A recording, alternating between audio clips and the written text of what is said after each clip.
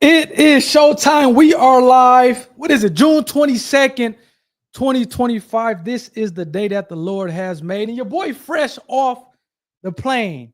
I was in Las Vegas this weekend. Hey, I brought the intellectual property show on the road in Vegas, downtown Vegas or old Vegas, as well as new Vegas along the strip, doing interviews. We're going to take a look at a couple of those interviews here today on what do people know about intellectual property to the extent that they got it right. I gave them $20. But even if they did not get the question right, I still gave them $5. So again, make sure you are subscribed to the channel, turn on the notifications, and hey, check out them interviews, man. I think yesterday I interviewed, which I'll play here in a little bit. I interviewed a midget. He said I can call him a midget. I think he was a midget wrestler, so don't cancel me. He said I can call him a midget. I interviewed a gentleman who was holding a snake. I interviewed a police officer, and a police officer just had busted somebody in Walgreens for stealing. And again, it was cool to be able to kind of interview everybody and kind of ask them what they know about intellectual property, help them educate and inform the audience or the contestants on IP to the extent that they got it wrong. But I was surprised yesterday. It was a fair amount of people that kind of knew what intellectual property was, and they got the questions right. And I ended up handing out a ton of money over the 2 days that I was in Vegas, kind of doing these interviews. So again, definitely be on the lookout for those interviews coming out. We're going to take a look at one of these interviews here in a little bit, but we got a full show for you guys. I'm not going to hold y'all up too long. I know Game 7 of the NBA Finals is coming up in an hour, and I want to check that out myself. So we're going to get through it, but we do have a full show. We're going to get to the interview of the week. We're going to get to Fire Bucket. It seems like they're no longer putting out forest fires using buckets. I'm going to talk a little bit about my trip to Sin City, aka Las Vegas. Hey, Robin Thicke. I actually did a video of Robin Thicke being sued for copyright infringement. And look at just the way how the universe works. When I was in Vegas yesterday doing street interviews, Robin Thicke was actually on Fremont Street in downtown Vegas performing, doing a concert. So I was able to kind of, pull up to Robin Thicke's concert. I got a video of that I'll play a little bit along with kind of talking a little bit about Robin Thicke being sued for copyright infringement in the news. And then we're going to talk about Ed Sheeran. Ed Sheeran, I think, is he a pop artist or a country music artist? He said, hey, if he loses this copyright infringement case versus Marvin Gaye and Ed, I think Townsend or whatever the case may be, that he was quitting music. Well, the verdict is in from the Supreme Court. We'll take a look at that. Then last but not least, we will take a look at the lawsuit of the week. In-N-Out. In-N-Out has sued a YouTuber for copyright infringement. So we'll take a look at that, pull up the complaint, read it. I actually have a video of the YouTuber kind of doing some pranks on In-N-Out. And I'll tell you what, man, fame is a hell of a drug. So we got a lot to get off into. So let's get off into it. The interview of the week is Angus. Now, Angus has the kangaroo hanger, and I'm going to play a snippet from the interview. Definitely go check it out, man. He actually has a pretty large following. I think on IG they have close to 400,000 followers on IG, so he has a pretty big following, Angus. And I think Angus Willow is his name, and he invented the kangaroo hanger, which you see here to the left. And it's actually a pretty nifty hanger that you can kind of hang up, kind of shirts as well as pants at the same time. And I'm going to play a little bit of that interview. I'll give you guys my thoughts of what I think here. Please let me know what you guys think in the comment section. Again, to the extent that, or in the chat, I should say, if you have a question for me, definitely don't hesitate to kind of hit it in the chat. This is probably going to be the only time this week you're going to be able to get a question answered from a patent attorney or intellectual property attorney. And again, my billing rate is approaching $400 an hour. So definitely don't hesitate to put your question in the chat to the extent that you have one. Let's kind of do this interview and see what Angus is talking about his product. Let me make sure. I know sometimes I had these on 2x, so okay, it's on normal speed. Let's go. The biggest breakthrough that you kind of had up until this point in time with the business, and then on the flip side, what was the biggest kind of challenge that you had? The biggest challenge that you had to overcome? Seems like you had a lot of breakthroughs and challenges with regard to manufacturing and being able to get it here in the U.S. and kind of virality moments. What would you say was the biggest breakthrough business up until this point in time? And then on the flip side, the maybe biggest challenge that you had to overcome? I think the biggest breakthrough by far was the viral videos. I think the return on investment on those is just unlike anything anyone has. The social media provides this incredible return on investment from your time. So if you're doing it right and you're willing to put in the work and be consistent, you know, you can make it happen. Um, and so that's by far been the biggest turning point and positive. Just that is what started the dominoes, Yep. the domino effect. So this is Angus talking about the virality of his videos. I think he's big on Instagram as well as I think TikTok as well. He was talking about, and it seems like him getting some videos that's 6-7 million views has really helped him out in terms of really kind of building an audience, selling a ton of hangers. I think they just went in Target here not too long ago. They're in Walmart with the hangers. They're in Target. So they in some major retailers with this hanger. And again, it was a great interview. And I tell you this all the time. With e-commerce platforms, with Amazon, with the social media platforms, whether you have a product that you're trying to provide, a service that you're trying to provide, man, just use social media. It seems like Angus was able to really kind of, you got to think it's a hanger, and nothing against Angus and a hanger, but he was able to kind of leverage social media as well as Amazon and kind of take this invention, which is pretty straightforward, pretty simple. Next thing you know, he has almost 400,000 followers on IG. He's in Target. He's in Walmart. He's selling a ton of these things, and he's really built a business really off of a hanger and off of being able to leverage social media. So let me know, again, if you've used this hanger as we kind of move on here, man. It was a great interview with Angus. So definitely go check that out. Let's kind of move on here to the fire bucket. So this was a product that, again, I think Kawak Aviation. Hold on, let me take a look at it. I can kind of pull up the video here. I'm not going to play the sound because I'm not trying to get a copyright strike. But let me pull up the video so you guys can see what's going on with the Kawak, with the firefighting, the new firefighting bucket here. It's still crazy in 2025 that we were pulling out fires with literally a bucket, like a bucket that you'll wash a car in. We're putting out fires from that, but no more. It seems like Kawak Aviation has patented a new firefighting bucket that has some good functionality. So let's check it out. Like I said, I got the sound on mute intentionally so I don't get a copyright strike. But let's see what they're talking about here. Let's go.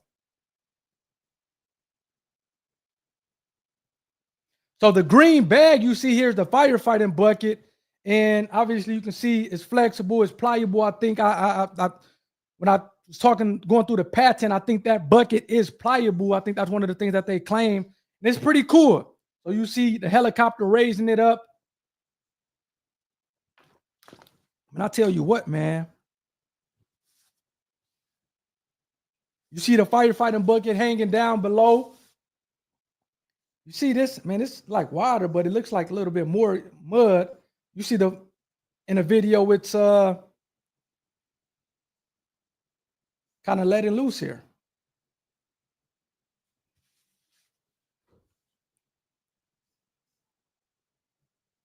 So I mean, again, that's pretty much it right there. I just wanted to give you guys a kind of heads up with this thing. And again, they just got a patent on this thing. I think they filed 2 patent applications on their new and improved firefighting bucket. Shouts out to Kawak Aviation for protecting their IP. They're literally building a moat or kind of building a new segment of their business based off this new and improved firefighting bucket, which seems like it gives you a number of different advantages. Number one, I think they're talking about something about that kind of more so control where the fluid is going. Again, a lot of other functionalities and improvements upon just kind of filling up a bucket with water or some type of liquid detergent and pouring it over a forest fire. It seems like this new and improved bucket from Kawak Aviation is probably going to be something that you see being used, especially out there in California, where it seems like a lot of these firefighters or these forest fires are being had, unfortunately. So again, shout out to Kawak Aviation for protecting their IP. And I guess with that, let's move on to the next segment. We in Sin City. So I'm going to play this video. This was a snippet of my my interview with the midget yesterday. And we are going to play that here really quickly. Let me kind of tee it up. And I'll tell you what, man, it was hot in Vegas, but coming back here to Michigan, it's dang near just as hot in Michigan as it was in Vegas. So that's a change in pace for your boy. See here. Let me bring it up. Oh, this is the Robin Thicke concert. Let me see here, man. Okay, here we go. This is this is gonna be interesting, man. So let me put on this here. This is my interview with the midget yesterday. Let's go. What's going on? I'm here downtown Vegas. Look at Robin Thicke is about to start here in a second, but look, we just got the wrestling. I don't want to say. Look, do I get in trouble if I say midget wrestling? That's what's on the form. That's good. I think it's all up to the individual and it's context of words, right? Okay, yeah. We're not meaning anything negative. Yeah, okay. You know, we're just performing. I've been a performer for 25 years, been all over the world, and it's midget wrestling. It's what it's always been. It's not anything demeaning or derogatory. It's just what we stand for. I appreciate that. Look, your partner coming over. Look, so with we got that out the way. Midget wrestling, you're a wrestler. What's your wrestling name? T.O., totally outstanding, the world's smallest extreme athlete. Like I said, I was a wrestler. I retired, so I'm just the MC and the host of the show now. Okay. Do you watch like WWE and all that? Yeah, I keep up with it. So you should know that. So T.O., that's your wrestling name. Yes. And the question that I want to ask you is, would you protect that by a trademark, a patent, or a copyright? Which form of intellectual property would you protect your wrestling name by? You said copyright? Trademark or a patent? Trademark. You're right. Man, I feel like you knew about that. Well, how did you know about trademarks? Well, I've looked into it. There's phrases or T-shirt designs we look into, and I can be the only T.O. in the world. You know what I'm saying? Yeah, I like that. There you go, man. I appreciate it. I appreciate it. Yeah. Thank you. Hey, so that's your boy T.O., man. T.O. was cool. The interesting thing about that is, typically when you see, I'm not going to call him I'm going to call him a dwarf. I'm going to be politically correct. When you see him from afar, you're like, man, he kind of look a little mean. But when you go up to him and you start talking to him, man, T.O. is pretty cool. So again, for those of just joining, I interviewed T.O., who's a dwarf here. Let me kind of pull it back up. He's a dwarf. When I was in Vegas, you see me handing him $20. He got the answer right. So I gave him $20 for getting the answer right. His name is his wrestling name. He's retired now, but his wrestling name was T.O. And he said he'll protect it via a trademark, which was correct. When you're talking about logos, when you're talking about names, when you're talking about short phrases, that is protected using a trademark. And since he got the question right, he got $20. So I was doing that over the last couple of days in Vegas. Again, let me know what you guys think. I kind of felt awkward looking back at the video, and I'm kind of bending down to talk to him. So that was interesting. But again, T.O., he was a good sport. He was definitely a good sport, and kind of be on the lookout. Make sure you're subscribing to the channel to see more of those interviews from Vegas. Like I said, I interviewed a police officer after he just busted somebody in Walgreens for stealing. I interviewed a gentleman with a snake. I interviewed SpongeBob. I interviewed some birthday guests, a group of guys who was pretty cool. One of them had a clothing store. So I was able to interview a ton of people while I was out in Vegas. And I thought your boy T.O., man, I wanted to give him a shout out. I think he's following me now on IG. So hey, shouts out to T.O., man. T.O., one of those names. So shouts out to him. Let's kind of move on here. Your boy Robin Thicke was sued for copyright infringement. And I'm going to pull up this video as well because he was actually in Vegas performing. So, hopefully I don't kind of get a copyright strike for this. But we kind of recorded a little bit of this video. So I'm going to show you guys this performance, a little bit of the performance from Robin Thicke, and then we'll talk about him being sued for copyright infringement this past week. So let's go. Hold on. I think I had it on mute. So let me get the sound. Hopefully I can do the sound here. There we go.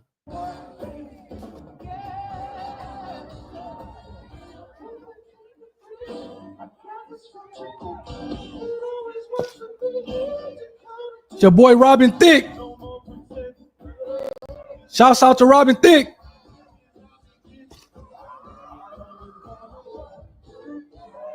That's your boy, man. So again, we was out on the strip yesterday, and we just so happened to run into a free concert. So we got out. We worked hard first, and then Robin Thicke, he was putting on a free concert on Fremont Street. So we was able to enjoy that a little bit. But kind of getting him down to business, he was sued this past week for copyright infringement. And I did kind of a bigger breakdown on that, so go check it out.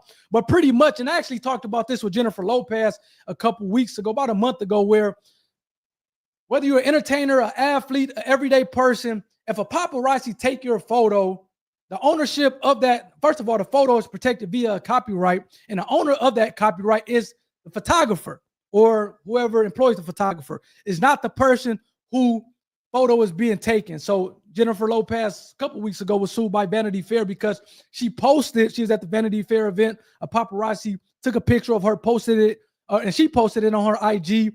And Vanity Fair or the paparazzi ended up suing her for not essentially getting authorization or paying them for the picture. It seems like your boy Robin Thicke was in a similar situation where I think he was out with his wife and they was in a convertible and enjoying, I think, maybe an anniversary dinner or whatever the case may be. A paparazzi took the picture, and it seems like Robin Thicke posted it on his Instagram. And as a result of that, the paparazzi ended up suing him for copyright infringement. So again, I'm pretty sure this is not going to be the end of these type of situations, but I do want to say them because, again, if somebody takes a picture of you, whether you're an everyday person, a regular person, whether you're an athlete, entertainer, celebrity, whatever the case may be, you don't have authorization. Even though the picture is of you, you don't have authorization to post that picture on social media. And to the extent that you do not get approval, then most likely is going to be on the hook for copyright infringement if that person decides to come after you. But with that being said, and I do want to hear from you guys in the chat, so please let me know this in the chat or in the comment section if you're watching this later down the line. Do you think if you get your picture taken, so if a paparazzi take your picture, do you think you should have an automatic license to use that picture since it's of you? Currently, as it stands, if a paparazzi take a picture of you and you use that picture that's being taken of you, posting it on your social media, and you don't have permission to do that, you can be sued for copyright infringement. But do you think that it should be some type of carve-out rule where if somebody is taking your picture, you should be able to use that picture and post it on social media and have an automatic license without being sued? That's kind of what I want to know. Let me know that in the chat or let me know that in the comment section. I think me personally, even as an IP attorney, and I want people intellectual property, copyrights, trademarks, whatever the case may be, to be protected, I think that you should get a automatic license if somebody take a picture of you to be able to kind of use that picture without having to worry about being sued. But currently, as it stands, it's not the way it goes. And again, shouts out to Robin Thicke, number one, for the good concert. It was a pretty fantastic concert yesterday. But then number two, hopefully you get a chance to kind of everything kind of works out in your, I won't say work out in your favor, but everything kind of is on the up and up with this. And I mean, again, Robin Thicke, I think the publication or the article, he had over 100 copyrights. Obviously, he was in the news years ago with Blurred Lines and Pharrell and Marvin Gaye suing Pharrell and Robin Thicke for copyright infringement for, I guess, using a chord or some type of beat for the song Blurred Lines. So again, Robin Thicke is not new to copyrights and owning copyrights and being sued for copyrights. But hopefully, again, this is a learning lesson, and he understands that just can't use people copyrights without permission. So again, shouts out to your boy Robin Thicke for the phenomenal concert. Let's move on to Ed Sheeran. Now, I have to be honest with you. I'm not necessarily a big Ed Sheeran fan. I know he did some stuff with Beyonce, and he does some stuff with the R&B community, with the pop community, with the hip hop community. So I kind of know him from that. I'm not necessarily listening to Ed Sheeran, but it seems like, again, talking about Marvin Gaye with the Blurred Lines, Marvin Gaye, as well as I think Ed Townsend or something like that, who owns the song, I think Let's Get It On. It seems like they end up suing Ed Sheeran for copyright infringement. And let me kind of tee up here the news article as we kind of talk about this. When Ed Sheeran pretty much said, hey, look it, if the United States court, if they tell me I'm on the hook for copyright infringement, I'm quitting music altogether. That's what he said. So again, it seems like the verdict came in. Let's see if your boy gonna be quitting music or if he's gonna be safe. Let's pull it up and put on the headphones here. Let's go.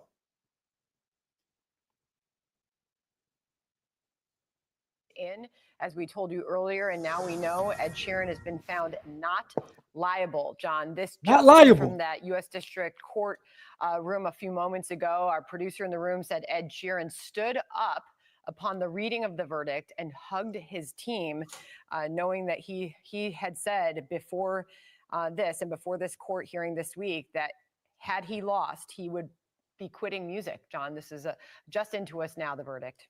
Yeah, and you know, you talk about what part of the song is alike. The chord structure is identical. It goes D, then D with an F sharp bass to a G to an A, and then the next cycle around goes D, F sharp minor to a G to an A.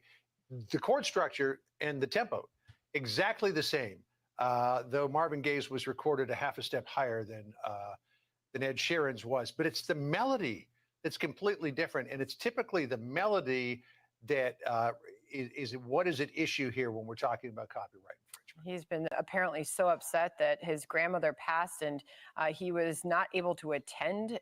His father told him, "Hey, look at I know this stuff is important and definitely is valuable. You're talking about, in his case, his livelihood on the line. But if my grandmother passed and I was going through a court case, I'm not sure if I must skip my grandmother's funeral because I'm pissed off over having to go through this copyright infringement lawsuit. That's just me. I'm not trying to tell people how to handle their life situations, but to me, that seems a little bit extreme. Let's finish off this one. Attendees, he just was too upset to do so as this court case was ongoing. Lydia Hu is joining us now from the Fox Business Network. She's outside the New York City courthouse with the very latest from there. Lydia. Hi there, Sandra and John. That's right. This verdict coming in, finding Ed Sheeran not liable in this copyright action that was filed by Marvin Gaye's co-writer, his family members of his famous song, Let's Getting On. They were alleging that Ed Sheeran's Grammy Award-winning song, Thinking Out Loud, infringed on copyright protection here. Now that this case has come to a close with a finding in favor of Ed Sheeran being not liable on these copyright claims, this will conclude the 2-week matter.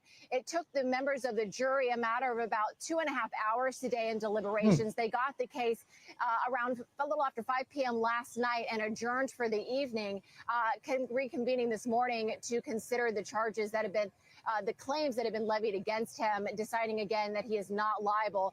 Just to back up and bring you a little bit more context around this case, this trial really captivated the attention of the music industry here because it's the latest example of a copyright case that was testing questions about common parts of music and whether composers, musicians, and songwriters can own parts of music, the harmony and the chords as they're assembled, or whether chords and parts of the music, as John was just speaking to, kind of become part of more of the public domain and be used and other works by other composers, in this case used by Ed Sheeran. And in this trial, obviously the jury members finding in favor of Ed Sheeran here. Now, in the days leading up.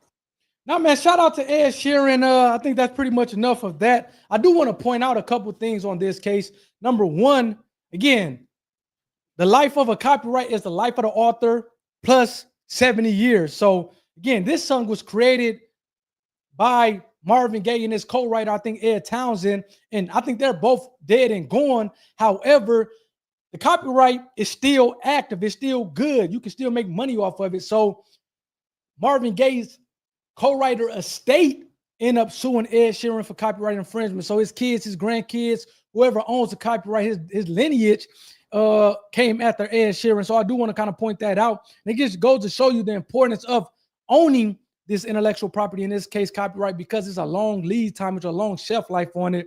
And to the extent that you, the creator, the initial creator of the song, has kind of since passed on, the song, the ownership of the copyright passes on to your estate, and therefore they can sue other people if they are committing copyright infringement. So I did want to point that out. I did also want to point out, it seems like the district court ruled in favor of Ed Sheeran, and then the Supreme Court of the United States. So all these intellectual property matters are federal jurisdiction. And it seems like the Supreme Court did not pick it up. If you know anything about the Supreme Court, they can decide what matters they want to take or not take. And it seems like Ed Townsend, his estate, at least petitioned to the Supreme Court to hear the matter and rule on it. However, the Supreme Court of the United States, Scottish is what they call it, they denied that petition. So shouts out to Ed Sheeran. He's not going to be quitting music.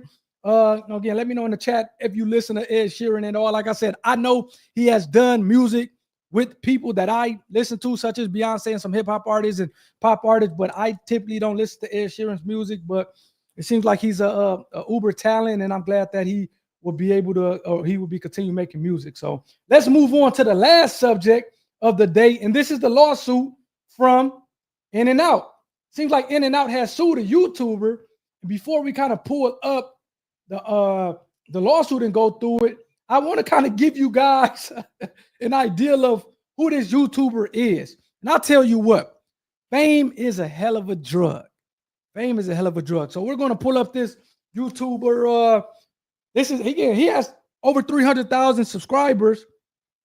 I'm not sure if you see it here. Brian Arnett is his name. He has over 300,000 followers. We're going to take a look at a video he did. This is not the video that got him sued. It seems like he took that video down that got him sued, but he is kind of trying to prank In-N-Out, and he talks about the video that got him sued in this one a little bit. So let's kind of see what this guy's saying. Do not do this at home. This will get you sued 10 out of the 10 times, especially when you're talking about these big companies. Let's go. This you guys can call the police if they'd like. You know, it is a Just because maybe I job. Opened the restaurant on Easter Sunday when they were. Oh, In my last video, I dressed up as an In-N-Out employee, and I opened the restaurant on Easter Sunday when they were closed. You guys look it. I don't know how you do that. I don't know if you guys heard what he's talking about. Let me play it again. I dressed up as an In-N-Out employee, and I opened the restaurant on Easter Sunday when they were closed. You guys went. So In-N-Out was closed on Easter Sunday. So what was that, in April? And he dressed up as an In-N-Out employee, which again, if you're using their trademarks and all that stuff, and you're really posing as an employee, I mean, that's definitely not just copyright or trademark infringement. You're kind of breaking other laws. But he's saying that he posed as an In-N-Out employee and opened a restaurant. Now, to me, it seems like if you opened a restaurant, somebody got to give you keys to do all that. You're not just opening up a restaurant, you don't have keys, and it's not your restaurant. So it seems like somebody was in a cahoots with him on this. So, I mean, I thought that was very surprising as he said that, but let's continue to see what he's talking about here. Absolutely crazy on that video, so much that I actually won Employee of the Month. I know. Thank you. Nobody doing it like me, bro. I'm super grateful. God is good. But I'm gonna go back to the locations we filmed at and try to sneak this onto the wall. 100 men versus a gorilla. So he's going back to the locations that he filmed at earlier, and I guess he has this Employee of the Month plaque that I would imagine made, and he's kind of posting it and pretty much still trying to prank In-N-Out as well as other restaurants. How are you? The gorilla? You don't think 100 guys could take it? Why? The gorilla. It's kind of busy right now, so this might be easy. I'm literally just gonna put it right here. This is who was sued by In-N-Out. In-N-Out sued this guy for trademark infringement as well as other things. Hey, that looks pretty good if you ask me. The original plan was to either wait till an employee spots it or point it out to them and just kind of fuck with them. But they're really busy at this location. I kind of don't want to interrupt them while they're working. So I think it'd be funny if we leave this one here and go to the other two locations and then come back after and see if it's still here. I don't think any of them saw me put it up there. Imagine it stays there like a whole week. We're at the next location in Santa Clarita. And this is the town where I actually ended up on the local news on their Instagram. So a lot of people know me here now, even the workers. Hold on. What did he say? Where I actually ended up on the local news. Man posing as In-N-Out employee reportedly harassing customers. Again, that video is down, but it seems like he ended up on the local news. I probably should have pulled up that local news from the In-N-Out. Seemed like it was in Santa Clarita. He took that video down, but again, he made the local news out there in California, harassing customers. That's the video that got him sued for for trademark infringement. Let's go. On their Instagram. So a lot of people know me here now, even the workers, because I've been to this one a couple times since filming the video. Hopefully they have some funny reactions. Also, by the way, In-N-Out, please don't sue me. I love you guys. I eat In-N-Out at least like 3 times a week. This is my last. Too late for that, buddy. He was pleading to In-N-Out. I'm assuming that they hadn't sued him up until this point in time. And it seems like, I would imagine that the first video, even though he took that down, I think if he had not did this second video, In-N-Out probably wouldn't have sued him. But given the fact that he almost doubled down and kind of was messing with pranking In-N-Out, they said, you know what? We're tired of this stuff. We're going to hit you with a lawsuit. Last time fucking with In-N-Out. We back. I'm sorry, man. I'm really sorry, but I can't serve you, man. I'm sorry. Really? Yeah, just get the videos, man. I'm sorry. Nah, you trolling. No, I know. Oh, you serious? Ryan, right? Yeah. Yeah, I'm sorry. Oh, you for real? Yeah. So In-N-Out is telling I thought you're messing with not me. serve this guy, at least at this location. Man, but unfortunately, it's really bad for our brand. Oh, actually? Yeah, I'm sorry, man. Are you here for food, though? Yeah. I can't tell when you're smirking. I'm sorry, man. We don't allow videos, so I'm going to have to ask you to leave. Really? Yeah, I'm sorry. Oh, shit. Okay. I can't tell with his smile. It's like From man to man, I'm sorry for that. Okay. But unfortunately, I'm gonna have to ask you to leave. No, yeah, that's no problem. Okay, for sure. I wasn't sure at first if you were fucking with me because of the smile. Oh shit. So my band? Oh, he's still messing with him, man. Let's pull up this lawsuit and go through it here. I tell you what, like I said before, man, fame is a heck of a drug. Fame is a heck of a drug. Let me see if I can share my screen, my window here. Where is the come on, man. Okay, here we go. We're gonna go through the lawsuit and we're gonna get y'all up out of here, man. So can y'all see this? Should I blow it up? Can I try to blow it up a little better? Okay. So In-N-Out Burgers. Hey, I'm in Michigan here. In-N-Out is not in Michigan, unfortunately. It's out on the West Coast. I actually saw it on Vegas as I was driving to the airport this morning. I think these In-N-Out that Brian was at was out in California. But again, it seems like In-N-Out is a West Coast thing and it's not in the Midwest. At least it's not in Michigan. Let me know if you're in the Midwest and whether you're in Illinois, Minnesota, Indiana, Ohio, and you see it In-N-Out there. Let's go here. Plaintiff In-N-Out cares deeply about its customers, the goodwill those customers have for its brand and associates who work tirelessly to uphold that brand for their commitment to ensuring every customer has a positive experience. This action arises out of Brian repeatedly impersonating an In-N-Out associate in order to abuse In-N-Out customers' trust, filming those customers without their consent, and then willfully disseminating these videos online, replete with false and misleading statements, impugning In-N-Out's reputation and food quality. He actually said he liked In-N-Out, so I'm not sure if he, at least in the video that I just showed, he was saying he eats it 3 times a week, and that is pretty good. So maybe in the other video he was kind of giving them bad reviews. But let's go. Brian is an online personality who commercially benefits from posting videos on social media. In April of 2025, Brian visited multiple In-N-Out's locations in Southern California dressed as one of plaintiff associates, wearing a fake uniform bearing plaintiff trademarks. Among other things, Brian filmed himself and accomplices interacting with customers as if he were an In-N-Out associate, as he made lewd, derogatory, and profane remarks such as stating that In-N-Out has cockroaches and you're gonna get sued 10 out of the 10 times doing that. If you're not an employee, now if you're an employee, at least you can say, hey, I seen them and whatever the case may be. But if you're not an employee, you're saying bad things, you're essentially impersonating an employee and saying bad things, and you got the gear on, you're definitely going to get hit for trademark infringement, not because you're saying bad things, but because you're using the gear. It's almost like you're falsely impersonating an employee or a representative of the store, which obviously is a separate crime. But the fact that you're using the gear, essentially the wardrobe without permission, that's definitely a trademark infringement. And that's what really kind of got him in trouble. If he would have been In-N-Out and just had on regular clothes and did what he was doing, I think he would have been okay. But the fact that he had on the gear, the In-N-Out trademarks and all that stuff, I think that's what got your boy for trademark infringement. But let's keep going. Offering food products doggy style. He was saying some wild stuff.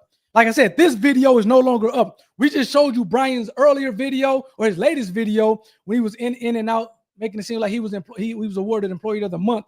But that's not I think In-N-Out sued him because he kept doing it. But what really pissed In-N-Out out was that first video when he was saying In-N-Out has cockroaches and all this other stuff as if he was an employee, and he wasn't an employee. But this second video, I think he was good, but In-N-Out just kind of had enough and hit him with a lawsuit. Brian was warned to remove these prank videos, among other reasons, because they infringe In-N-Out federally registered trademarks, but failed to respond and continues to disseminate them online. As such, in order to protect its associates, customers, and brand from further abuse, In-N-Out seeks an injunctive and monetary relief in the action for trademark infringement, false designation of origin, unfair competition, so forth and so on. So let's see what happened here. I didn't realize that In-N-Out, they've been around for a while. Since 1948, seems like they got 23,000, The QSR, quick service restaurant. Let me know if you like In-N-Out. I haven't had it in a while. Their menu is pretty straightforward. I haven't had In-N-Out in a while. I think it was like 3-4 years ago when I was out west. Yeah, In-N-Out is not here in Michigan. Seems like at least in 1974, they changed to the red aprons. In addition to its extensive common law rights, it seems like they have some register marks. So they got just the In-N-Out Class 42 restaurant services. They didn't have that register since 1978. And then it seems like they got this logo with some palm trees. You got the logo with the In-N-Out since 1988. So they got a number of different trademarks that's registered. They got them for clothing, as well as for restaurant services, fried potatoes for consumption on and off the premises. Let's see here. I'm not sure what the animal style is. So they got a ton of trademarks. So In-N-Out long-standing trademark registration showed its valid and exclusive rights to use not just the In-N-Out mark and related logos, designs, and brands in commerce in connection with those registered goods and services, as well as to exclude others. So again, part of having a registered trademark is when somebody wants to use your registered trademark, they have to get your permission. Now, obviously, if you're talking about like if somebody's trying to dress up as an In-N-Out employee for like Halloween or whatever, they're going to be cool with that. But if you are posing as an employee with the In-N-Out uniform on outside of the shop and you're kind of telling customers all these defamatory statements, making these defamatory statements, you're probably going to get hit for trademark infringement. Over the 77-year history, In-N-Out has established both a widely recognized and well-loved brand in connection with its trademarks, the In-N-Out marks. They got over 400 locations throughout 8 states. Okay, so they're definitely not at least in Michigan. Connection with the In-N-Out mark and In-N-Out other related logos, designs, brand elements. Okay, and let me know in the chat if you guys had In-N-Out before. It's a pretty simple menu. I don't really do the beef these days, so I don't recall them having chicken. Maybe they got chicken in there since the last time I've been there, but it was just beef. The fries were pretty good. It was a pretty straightforward menu. In-N-Out registered in common law trademarks, including the In-N-Out mark and other related logos. Okay, y'all got a lot of marks. Okay, it seems like they have some. It's a favorite spot from celebrities. Lady Gaga, Adele, Jamie Foxx, Jimmy Kimmel, Denzel Washington, Reese Witherspoon. So a lot of people like dining at In-N-Out. As a result, plaintiff continues an exclusive use of his trademarks, including the In-N-Out marks and other iconic brand elements, and plaintiff's significant advertising expenditures for use in sales of food, merchandise, etc. I'm not sure where they're going with that. Let's see what your boy Brian got in trouble for. This is a juicy part of the lawsuit. Defendant's tortures and unlawful conduct. On Easter Sunday, out of all days, he did this on the Lord's Day. I'm not even sure. Yeah, everybody was pretty much closed on Easter Sunday. Brian, knowing that In-N-Out was closed on Easter, falsely representing himself to In-N-Out customers to be an In-N-Out associate, taking their drive-through orders to prank and film unsuspecting In-N-Out customers without their consent. I want to know how he get access to an actual restaurant if he's not an employee. Somebody had to be in cahoots with him to give him keys to the restaurant such that he can get in and impersonate an employee. By dressing as one of the In-N-Out associates, Brian falsely represented himself to In-N-Out customers and potential customers and to the general public as one of In-N-Out's authorized representatives. In doing so, Brian ensured that his remarks did not come across as merely jokes by some unaffiliated prankster, but instead reflected directly and negatively on In-N-Out. Indeed, Brian was able to deceive customers because guests visiting any In-N-Out location generally would expect someone dressed as an In-N-Out associate and offering to take their order to be legitimate In-N-Out staff. So it seems like this is a picture of him. What do you guys think? That's trademark infringement all day. In-N-Out is closed. You outside an actual restaurant. You're using the In-N-Out. Like I said, I think he would have been good if he had on like street clothes. But the fact that he has on In-N-Out registered marks and logos, that's trademark infringement all day. I'm telling y'all, man, fame is a hell of a drug. Fame is a hell of a drug. So it seemed like he posted this on his social media. So Brian and his agent filmed his conversations with In-N-Out customers and uploaded them to his social media without In-N-Out's or its customers' knowledge or permission. Among other defamatory, insulting, racially insensitive, bizarre, and low remarks made while posing as an In-N-Out associate taking drive-through orders, Brian stated the following to plaintiff customers. Okay, what did he say? Brian asked customers, I like watching my wife sleep with other men. Is that something you would be interested in? Based on Brian's later reposting of a third-party complaint warning about his harassing conduct, the customer left and called the police. So it seems like, man, this stuff, like I said, this fame is a hell of a drug. What else did he say? Brian instructed an agent to loudly complain that there were cockroaches in his In-N-Out food in front of a potential customers, and then told the potential customer that we've had plenty of bad cockroach problem this week, leading to the customer leaving. Man, this is crazy. Brian instructed an agent to pull a condom out of an In-N-Out takeaway bag in front of a potential customer, and then asked the customer, would you like a condom with your order, sir? Brian told customers enjoying their In-N-Out meal that his manager had put his feet in the lettuce and did other weird to the plaintiff's food. Brian told a potential customer that In-N-Out was only serving gay people that day. Yeah, my man was going wild. After pretending to take multiple different potential customers' order, Brian told those potential customers that their total for In-N-Out famously affordable food was exorbitantly high. Yeah, so he was going crazy. So on May 2nd, 2025, In-N-Out wrote to the defendant requesting that he remove any and all social media posts that depict, reference, or relate any way to In-N-Out and its customers and associates, destroy any and all props, and agree to refrain from doing this in the future. Although that May 2nd, 2025 letter requested a response by May 9th, they only gave him a week, which is crazy.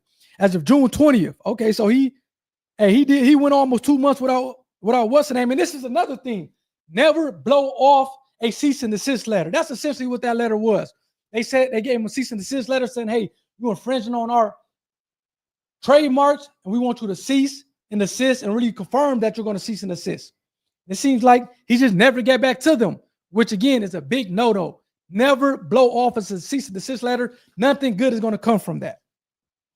So it seems like Brian has failed to respond to In-N-Out demand letter or remove any post defaming In-N-Out for its online platforms. Brian failure to take any remedial action in response to In-N-Out's request and the ongoing harm being done by Brian posting the fame required filing a lawsuit. It seems like, to Brian's credit, it seems like that first video of him impersonating being an associate, he did take that down. Now he did kind of double down and follow up with his prank being an employee of the month and going to kind of different multiple In-N-Out locations and posting it on their wall. He did double down with that video, but I think that initial video he did take down. So let's kind of finish off here with the first cause of action, which is always going to be federal trademark infringement. By the action on omissions of the set forth from above, Brian has infringed and continues to infringe In-N-Out's federally registered marks. Brian's use of the In-N-Out marks in his social media posts is likely to cause confusion, mistaken deception among other general purchasing public as the affiliation, connection, and association to In-N-Out. As a result of Brian's conduct, In-N-Out has suffered and will continue to suffer irreparable injury for which it has no adequate remedy at law. So they're essentially just trying to get an injunction. So what do you guys think? Yeah, I'm telling you, that's crazy. That's crazy. Do you think that In-N-Out was justified in suing him? Kim, do you think In-N-Out was justified in suing him? I think he kind of was he was asking for it. Like I said, fame is a hell of a drug. And the fact that he was doing all this that they said in what? Letters A through I. Let's kind of finish it off here. Let me see. F here, after pretending to take multiple different potential customers, Brian told the potential customers that we read that one. Brian inquired whether a potential customer wanted to try a monkey burger. Yeah, that's pretty racist right there, I must say. Which he described as a burger with a damn near black bun. Yeah, he was going crazy. Brian inquired whether a potential customer wanted to try doggy style fries, which Brian described as a real messy plaintiff orders. And it seems like In-N-Out doesn't have doggy style fries. Let's see the last two here. Brian taped a fake employee of the month placard that's the video I just showed with that employee of the month placard with his picture on it on the walls of various In-N-Out locations. And then last but not least, Brian refused to leave the premises after being ordered to do so by an actual In-N-Out associate. So in my opinion, I think that first video got him in trouble.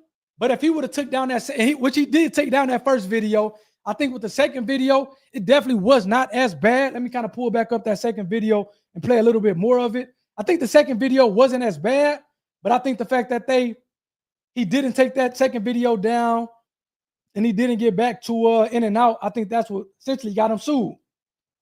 Which kind of brings me to my original point. Fame is a hell of a drug. So they talked about that placard. This is the placard that he was posting in different In-N-Out locations. Let's see a little bit more of this video.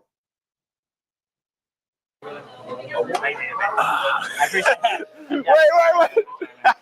No, Hey, Bree, look it. He got You me can in the see act. they telling me to All right, take now this we out stuff here. down. Have it going, This an bro. employee, Bro, they- I thought they he like, was man, joking. leave. He kept telling me that he can't serve me, and then he would I go. agree with you, Kim. I thought he was clip farming for the video. I hope I'm not banned. That felt like a weird dream. He's worried about The next being location we go banned. into is also in Santa got Clarita, bigger, and this is the issues, one buddy. where I pranked the undercover cop or whatever he even was. Bro flashed a badge for like half a second. I don't even know if he was undercover, but it's also the one where this photo see was it. taken. I That's think the he picture went that back they to did the me first dirty one. on. Let me see if I filming. can fast So forward it. should be interesting. Back at the crime scene. I don't Well, he think went back anything to I the did was first illegal, one. right? Were you guys just at the other In-N-Out on Bouquet? Were you guys at the other In-N-Out just I right think now? so. Look, they caught him. You got to see what he said. See what the black guy said. He's acting, Brian. Was y'all just at the other In-N-Out? Because the other In-N-Out must have kind of called like, hey, be on the lookout for this guy because he's going around again. That let us know, give us a heads up on what was happening. Okay. Please, you know, just Okay, yeah. all right. Thank you, man. I appreciate it. The first thing I said when we were hopping out the car was, I hope they didn't call this one. And they did. Hopefully they didn't call this one and be like, hey, he's on the way. I wonder if the frame's still up at the first location. My name is Vic Blank. Man, Let's go. He's going to go back to the first location. We're about to wrap up here. Oh, he's doubling down with this Employee of the Month placard. which gentleman? Is he working? Thanks for being here, man. I can't Yeah. have this, man. This is not us. Oh, no? Come on, fellas. Come on. Oh, but The dude is telling him like, man, you got to leave. oh, man. he looks like a hard worker, though. Yeah, Man. that's the guy who was out here on Easter, but yeah, we can't. Yeah. Please. Does he get like a pay raise or something? You got this No, I video got recording it's his just camera like out. some sticky strips. It's not damaging anything. All right, appreciate that. Yeah. All right, fellas, you guys take it easy. It wasn't funny? Thank you. Not really, man. Not really. Yeah, do you want to flip? You want this in the frame? All right, bet. Like I Hey, you said, think- he's a well-known because he got over 300,000 subscribers on YouTube. So that's it. So some takeaways from this one as I wrap it up. Number one, if you're using other people registered trademarks without permission, you're going to get sued. That just kind of, especially if it's a big company such as In-N-Out, some of these big food companies, some of these big retail clothing companies, you're going to get sued. And number two, do not blow off a cease and desist letter. If you don't respond to a cease and desist letter from one of these big companies and keep up the videos and keep infringing, they are going to sue you. So, yeah, man, that's pretty much what I got for you. Hopefully you guys enjoyed this one. Definitely hit that subscribe button to the extent that you're not subscribed. Hit the like button for this live, please, and kind of be on the lookout as I drop these interviews that I did while I was in Sin City. So hopefully you guys enjoyed this one. I'll see you guys next week. Take care. Peace.